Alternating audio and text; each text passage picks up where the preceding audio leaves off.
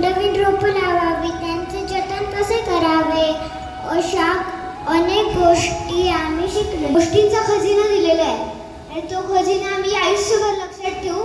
श्लोक, मंत्र, आजीबाईचा वटवा, आसन, खेळ, भजन, गोष्टी, खेळ आणि मंत्र, योगा, वेगवेगळ्या गोष्टी आणि वेगवेगळे खेळ शिकलो आहे.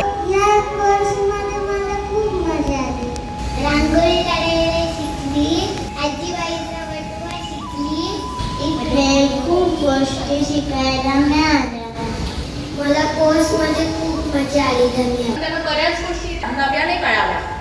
हे की जाणीव आहे आपण नव्याने काहीतरी करतोय, मग ती गोष्ट जतन कशी करायची, संवर्धन कसं झालं पाहिजे हे त्यांना कळालं. पण इथे आले म्हणजे आता ते ओम म्हणजे जवळजवळ ते 3 वेळा का होईना तर ते शांत बसून करतो.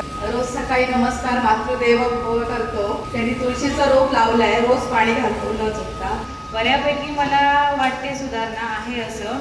या मुलाला तुम्ही चांगले संस्कार दिले, त्याच्यातून त्यांनी चांगलं ज्ञान घेतलं. हा त्यांचा पाया आहे. हा पाया जर त्यांचा भक्कम झाला तर ती मुलं पुढे चांगलं